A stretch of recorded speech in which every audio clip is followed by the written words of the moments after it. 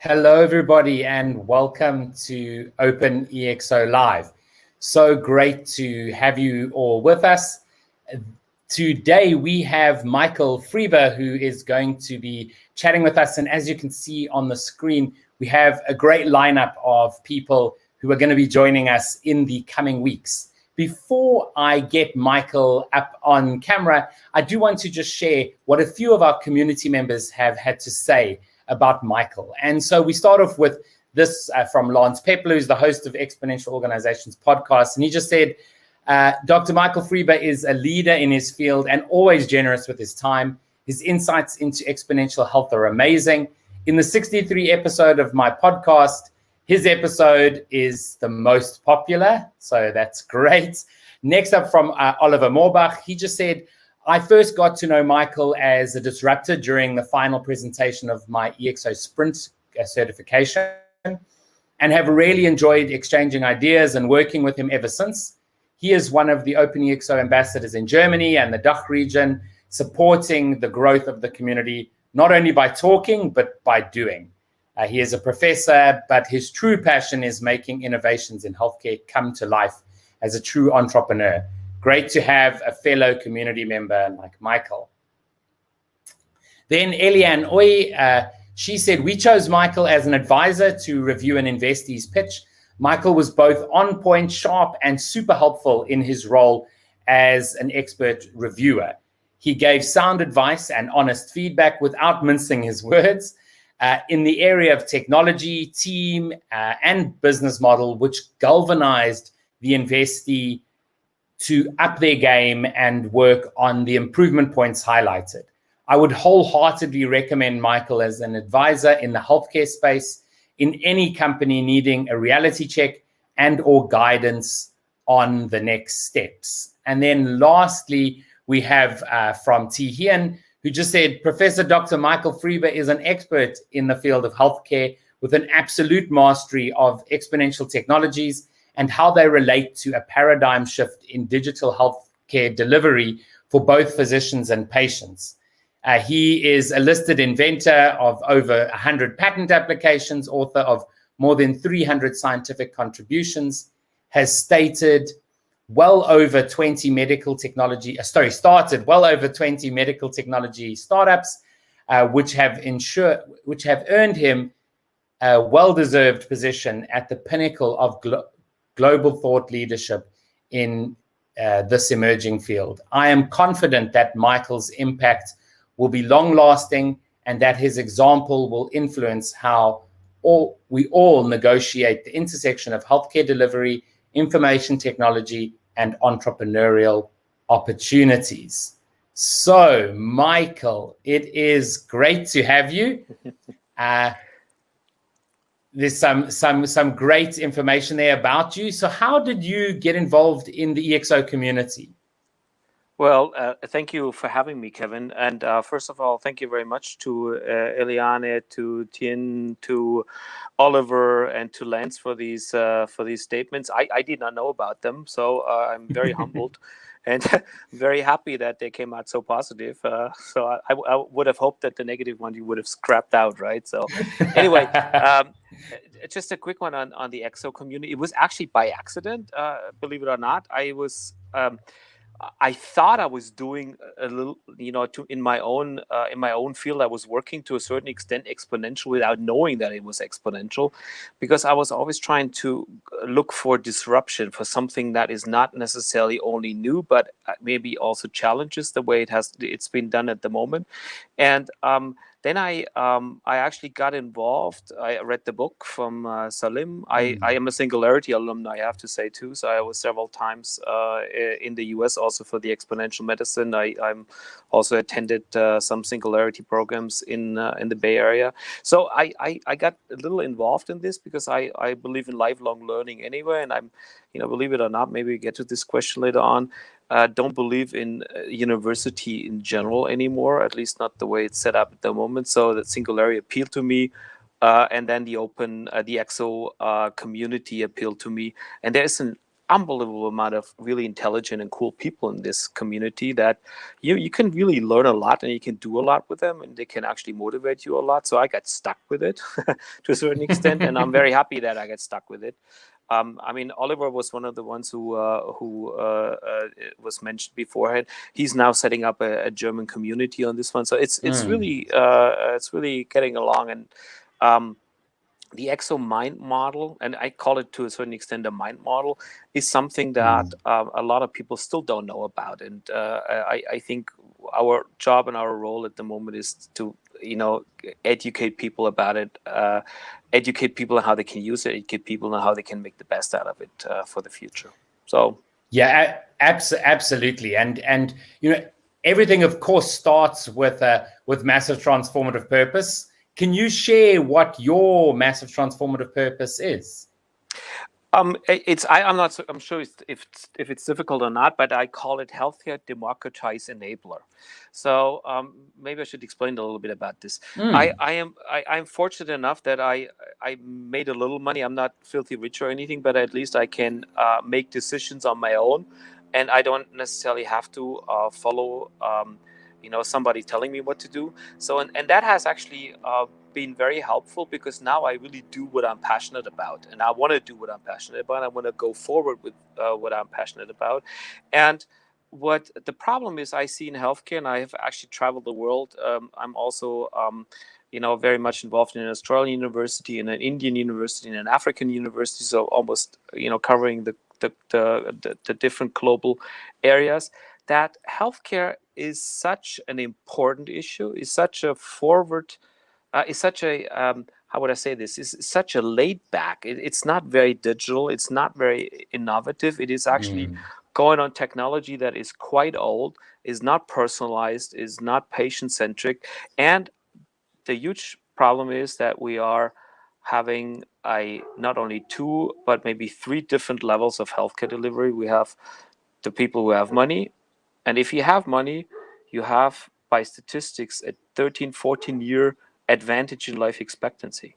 So, I mean, think about this. Wow. So people who are actually having no money or little money, they will not go to the doctor if it's not really, really, really absolutely necessary.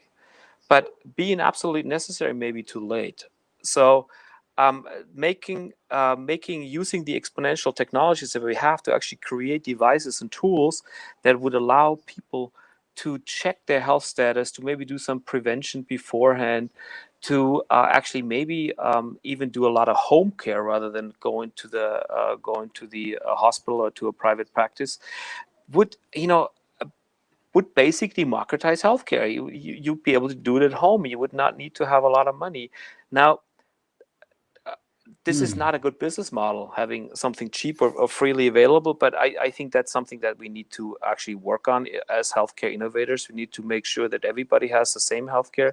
We need to make sure that healthcare is getting better, and we need to make sure that the clinical and the physician experience improve. So all these things are part of healthcare democratization, and I try to enable, that's my goal, by advising people, by training people, by teaching people, by financing startups to actually get into this space. That's why I put everything under this MTP.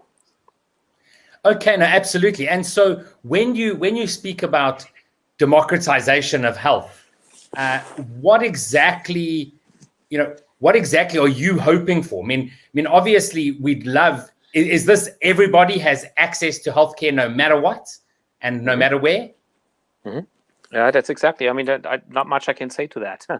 You should be able. You should be able, and whether you are in deep Africa, in rural India, or in central Germany, or in the middle of New York, you should be able to have access to healthcare. I believe that's a right of a human being to have, and I also believe that the government has a certain responsibility to make sure that that happens. And I am not sure on whether we can maintain the current setup that healthcare stays a very profitable business, or that it in general is a business. So and don't get me wrong, I'm not a socialist by any means. I'm very capitalistic oriented, but I do believe that certain things need to be provided for free and to everybody, regardless on what your financial status is and your education level is. No, absolutely. So the US would kill me when I say that, but this is we won't go into that. But so what areas are you seeing in the health sector that are really in that area of nearing that democratization? Are there some exciting areas that people should know about? not really at the moment, unfortunately, Okay. I have to say. But there's a maybe you should know a little bit about the healthcare space in general, or some of the problems with the healthcare space. First of all, it there's regulatory environment, so you need to make sure that whatever you do is approved and is tested and is verified. I think trust is a very big issue in that respect. So you need to trust whatever you build. Now this regulatory approval to a large extent costs a lot of money, it takes a lot of time, and also is an innovation hurdle. So people don't want to jump over it. So where exponential technologies and where abundance could actually win at the end of the day is by providing monitoring evaluation tools that you can use at home. Your cell phone, you just hold it there and you listen to your auscultation, to your flow, to your heart signals, maybe SpO2, maybe some other things, and then there's an intelligent algorithm telling you all done, all good, green area, don't have to worry about it. So these are the things where you're not really jeopardizing the life necessarily, but you actually check your own status and you compare your own status to a baseline, to your own baseline. And I think if you have these type of tools that could be very cheap and inexpensive, attached to Bluetooth module, a little sensor patch, or multiple sensors, a deep learning algorithm, big data, I think we could learn so much before diseases actually happen, before people get sick. And if we do things before people get sick, we actually save a lot of money, a lot of time, and a lot of effort. And again, we democratize healthcare. Yeah, so that's exciting area. That is absolutely so exciting. And I mean, my background before I started this is actually as a pharmacist, and so I've sort of seen firsthand that very long tail, from a research point of view to an actual medicine, and it is extremely cost prohibitive. So really, I think finding ways to actually reduce that is so important. I know, Michael, that one of the areas that you're really interested in is sort of this sort of multidisciplinary approach. You said right at the beginning you think maybe universities are shouldn't even exist. No, I didn't say that. Well, or should be different. Like, what should the approach be from a healthcare point of view, and how it fits into technology, into everyday life, right? Now we have silos. You may have heard that expression before, that we have the electrical engineering side. I'm an electrical engineer, and believe me, if I talk to my peers and if I talk to about innovation in my faculty or in my area, then people believe the only way to do innovation is using electrical engineering. Believe me, if you go to the mechanical engineering department, they will say mechanical engineering is the thing. Plus, the computer science is computer science. Plus. Now, medicine has been done. We're not even, you've heard the expression about precision medicine and personalized medicine and patient-centric medicine. We are still basically at something called, where we use, data, information that we have, and we kind of like try to make an average. We have an average Kevin, an average Michael, but it's not personalized to you. And the doctors are trained. Now, I don't want to be too offensive on this one, but they're trained with I think they know that too. They are. Yes. This is a silo. That's also a silo. You have the medical silo, and the medical doctors train from. They're taught from the experienced doctors. The experienced doctors have a technology information that is about 10 years old or 15 years old. It takes a long time before it trickles down to the students. So you're always behind with technology, and you're always behind with the approaches. And I believe that medicine needs to be more technology based. So medical doctors while they are the ones who use AI, while they are the ones who use sensors, while they are the ones who use robotics, etc., they don't know how this stuff works. They have no necessarily a big input in designing them, and very often these devices are made to actually replace or resemble the human function. So the surgeon is working with his hand. So let's do a robot that does the same thing. Why not use a robot for something else? Why not actually have the clinician being involved in designing the AI? On the other hand, the electrical engineer is very sensor based. He doesn't really know much about the clinical application. He doesn't really know anything about how the patient, who is in the center of the attention, uh, has no empathy towards this person. And we need to actually get to a point where we are still medical doctors, but we are medical doctors with a technology background that is working primarily for the benefit of the patient and have a lot of empathy to the patient. Now, clinicians simply often have this empathy, very often, but engineers don't have that empathy. Engineers don't think about the patient. And so we need to create interdisciplinary teams where we focus on the problem rather than on the solution. So let's understand the problem first, dive deeply into the problem, understand what technology will be able to do in the future, how we can actually shift certain things from treating sick people to move it to make sure people don't even get sick. It's a completely different thinking process. Yeah. If you just maybe one more sentence on this one, the business model of healthcare is everybody in healthcare only makes money when you get sick, not when you're healthy. When you stay healthy, you don't go to the doctor. The doctor makes no money with you. The health insurance only pays when you are actually getting sick. So, if you talk to, and now I'm going to Singularity again, to Peter Diamandis or Daniel Kraft, this is what they are preaching as well. And I think that's absolutely true. We are in the wrong system with healthcare. We need to change a lot of these things. I mean, absolutely. So the question I think then really is how do we create a business model for healthcare? How do we reverse engineer these things and perhaps actually start completely at first principles? Because, like you say, we all are quite siloed and now trying to say, okay, I'm going to make a foster doctor. Maybe we don't need the doctor at all. We need something different. So, what do you think the approach then needs to be? I'm not sure that I have a solution for that because I'm thinking about this myself for a while already. But there's a chunk of money in this entire healthcare system, right? If you really look at the determinants of what is your health dependent on, it's dependent on socioeconomic effects. It's dependent on the way you actually live, what you eat, what you drink, on whether you smoke, on whether you use trucks, on whether you live in the city or not. Also, your genetic base is important. Unfortunately, you cannot pick your parents, right? So, but the genetic base is also a very important factor. So there's a lot of things, and only 15 to 20% are dependent on the healthcare, but that's where we pour all the money in.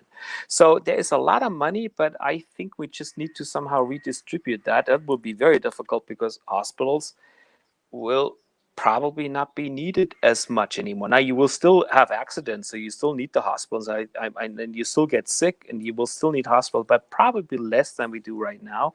So, I can only say right now for the Germans because I know them the best, but we have something called the digital pill now. So where you can actually use an app, for example, a mental health app or a monitoring app, and you can actually get that on prescription. So the doctor can actually, basically fill out a prescription, and you can get this app paid for by the health insurance. And now this is one way to do it. Maybe we should incentivize the healthcare system for people to stay healthy rather than treating them when they're sick. So I think there just needs to be some form of redistribution. But I'm not a politician, so I am not entirely sure that I really know the answer. But what I know is that if we offer these type of monitoring, the patient or the user will decide on what the business model will be. I think there will be some turbulence going on, some change going on, and I think the patient, him or herself, will determine who to go to and what to do and who to follow, and that will come at the same time with change business models. But they may take absolutely. And I mean, one player that it does make sense for them to ensure people are healthy is health insurers. And I think we're going to see a lot more. We already do. I mean, where I come from in South Africa, we have Vitality, which is actually spread into a number of different countries, really trying to keep people healthy and incentivizing people to do that. I think we'll most likely see quite a bit more of that in order for people to remain healthy. But I think that the future is really bright in terms of health. There is so much bubbling under the surface in terms of new technologies. So I'm quite excited, Michael. I know that you have an innovation lab that you work with. Can you tell us a little bit more about that? Yes, I started about 5-6 years ago to establish or just to think about an innovation lab at my university. And again, as an electrical engineer, you're kind of like forced to do things in the electrical engineering faculty. But I decided that actually things that have to do with healthcare will happen where the patients are and where will happen where the doctors are. So I decided to actually set up an innovation lab at the university hospital, and it's kind of like a really cozy little place. There's a lot of nice chairs where you can sit and theoretically sleep. Right, there's kickers, there's all kinds of games, but we also have set up a simulated OR. We have 6 or 7 3D printers. We have an E lab. We have an M lab. We have all these kind of things. And the idea and the goal behind that is let's establish communication with the clinicians. Let's establish a much closer communication link to this interdisciplinary approach we talked about. Let's get the clinicians to come to this innovation lab and say, hey, what can we do together? What is a problem? Put the patient in the center. Think from the patient's empathy point of view. What can we do? And what can we also do to actually make complicated and difficult processes simpler and easier? When you make things simpler, you save money, you reduce error margins, you possibly even improve the outcome. So these are the things that we do in this innovation lab. It's roughly 200 square meters with all together. There's 10, 12 PhD students, and we have tons of little projects. So this is one of the things when you do research, they hit on you. What, you're not an expert on AI, you're not an expert on sensors. No, we are an expert on creating innovation for the healthcare domain. And you need a little bit of everything, but you need to first and foremost understand the problem that you're dealing with, and that you can only do in such form of innovation lab. So that's why we have set that up in the university, and it's highly effective and highly successful. At least I believe that. So I'm not sure that everybody else believes that. No, that's I mean that's wonderful. I think you've hit the nail on the head there in that you need that multidisciplinary approach. You can't be an expert in everything. I think we all realize that. But if you can tap into experts everywhere, essentially using the EXO model, right? That's right. To do that, that's where we're going to see the biggest benefit. And maybe just to quick to the EXO model, what I'm trying to teach my students, I may be the head of the lab and the professor, but I'm not the genius in all these technologies. I don't really know much about it. But what I try to teach them is to actually think in an exponential way, to use the EXO canvas, to actually use the value proposition canvas, to actually play the thing through and look at what do we really understand of the problem, what can we offer with technology, and how can we scale this, and how can we make it so effective that we save cost, increase the outcome, improve the experiences. So these are the things that need to be put into the education system as well. People who know AI, that's important, but who know the problem that you can solve with AI, that's much more important. And that's not being taught at university. So that's going back to the education system. Absolutely. Michael, we could probably talk for hours, but we do try to keep these short. To end off, what can you share with people? How can I get hold of you? What do you want people to sort of be taking away from this interaction today? Well, they can get a hold of me on LinkedIn. That's probably the easiest way to do it. I can be very easily found on the internet too. So my web domain is friebelab.org. So that's very, very simple to find. And what I want them to take away is that healthcare, in my opinion, at the moment, and also what the big manufacturers and the big companies do, is they're just like a car company. They make the Model 5, and then they make the Model 6, and then they make the Model 7. There's always a little step in there, rather than thinking how can I reduce Model 7 to what is really needed, make it simple, make it easy, make it cheap, make it available to everyone. So basically scale it up. And with that, there's a new business model coming. And I believe that healthcare will dramatically be more digital. COVID-19 has done a good job. So that's one of the benefits of COVID-19, that the healthcare system has actually significantly been faster digitized than we thought would ever happen. And that we can do a lot of things at home, and you can do a lot of things with technologies, and we will still need doctors, but we will use them in a different role. And I think they will be more important as guiders, as supporters and guidance people for actually maintaining health. And I think I'm totally excited about what will happen. I'm totally excited what technology will do. And I think there's a lot of opportunities for entrepreneurs and a lot of opportunities for people who think a little bit forward. Absolutely. Well, Michael, it's been great chatting to you. We'll chat to you again, see you in the community. Thank you very much for joining us today. Well, thank you very much for having me. All right. Have a good time. Bye-bye. Well, that was Michael Friebe. Always great to chat to the amazing people who are in our community. Thank you to everyone for joining us today, and we will see you again next week. Remember, you can join Lance on a Tuesday where he speaks to our OpenExO partners. Great. Thanks, everybody. Bye-bye. I have to say, we've been going through this for 4 weeks. It has been definitely the best investment in my professional development that I ever made. And I'm not being paid by Yaroslav or by Kevin to say that. The thing is, what Kevin outlines to you is an incredible richness that you will only start to begin to appreciate once you engage with the content.